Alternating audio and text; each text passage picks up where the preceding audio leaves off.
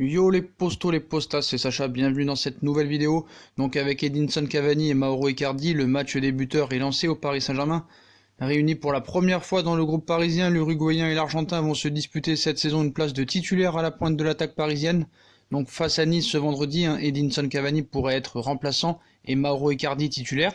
Donc la vie parisienne d'Edinson Cavani ressemblait à un long fleuve tranquille, meilleur buteur de l'histoire du Paris Saint-Germain, idole du Parc des Princes. L'attaquant uruguayen de 32 ans traînait un statut d'intouchable. Et puis Mauro Icardi a débarqué le dernier jour du mercato cet été. L'arrivée en prêt du joueur de l'Inter de Milan, 26 ans, a totalement rebattu les cartes à la pointe de l'attaque. Pour la première fois depuis 2016 et le départ de Zlatan Ibrahimovic, Cavani se retrouve avec un véritable concurrent dans les pattes.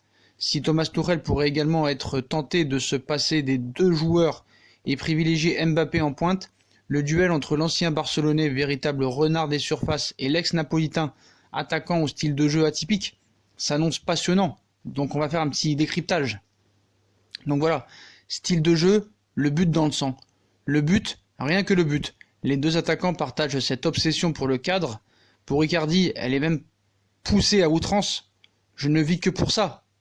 Répétait l'Argentin, qui se signale par sa capacité à briller dans les 18 derniers mètres. 95% de buts marqués dans cette zone.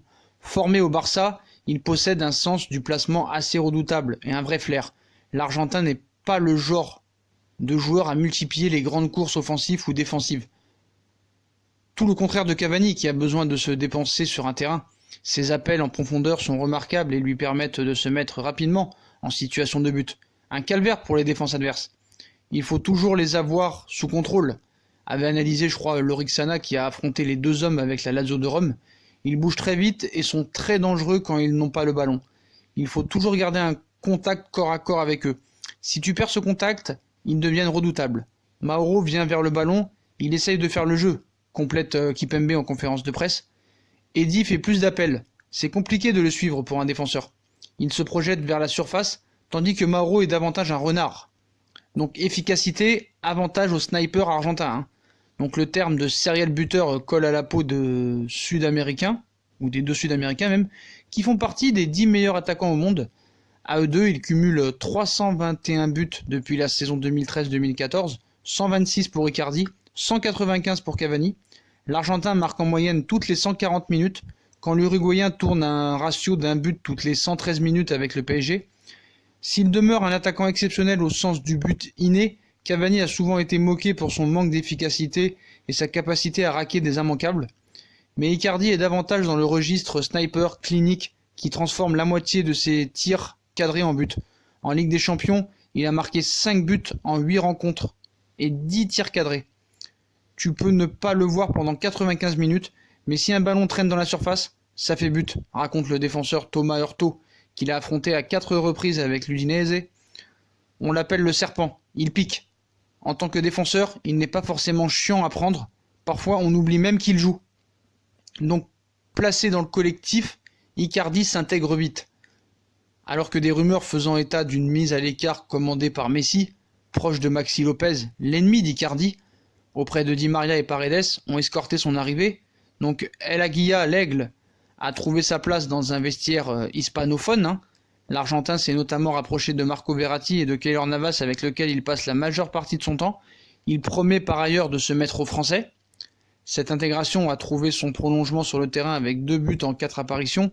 Icardi, pas connu pour participer activement à l'animation offensive de son équipe, mais son jeu fait de remise à une touche a été utile face au Real Madrid. Intéressant de haut but, il offre plus de solutions que Cavani, dont la relation technique avec Mbappé ou Neymar est proche du néant.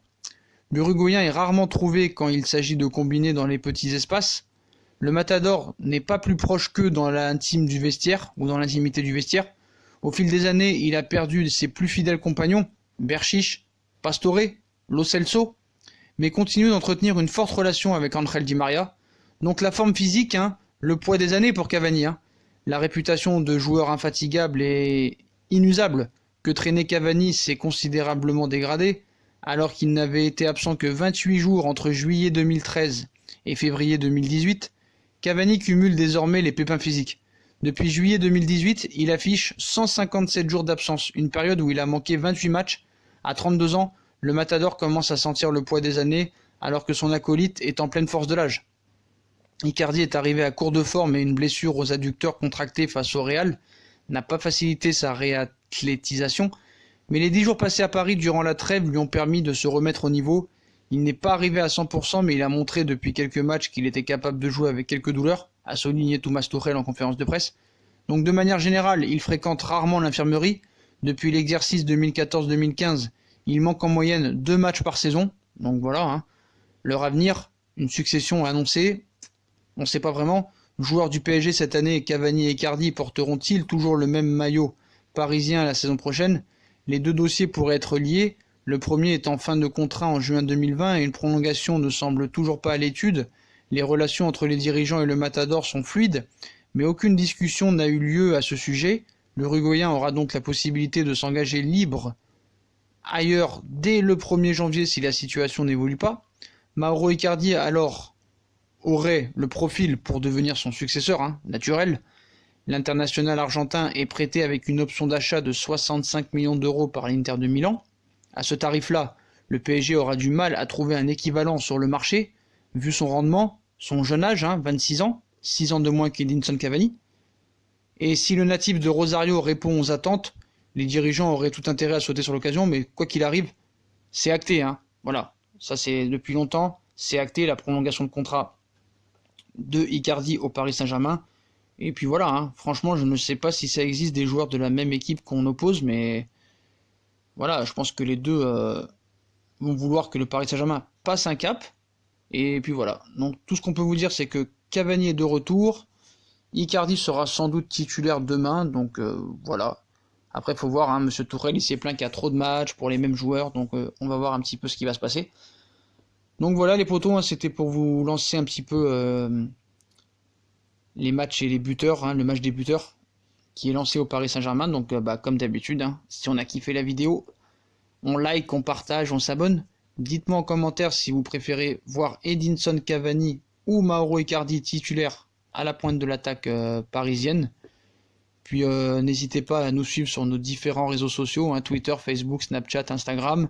Et si vous voulez nous faire des dons via Utip ou en regardant les pubs gratuits ou sur Paypal aussi, vous êtes les bienvenus les postos. Donc je compte sur vous pour liker la vidéo et surtout abonnez-vous, c'est important si vous voulez être au courant des vidéos et l'actualité du Paris Saint-Germain et de tout le football européen. Puis moi je vous souhaite une très bonne vidéo les postos et à plus tard dans une nouvelle vidéo. Tchuss!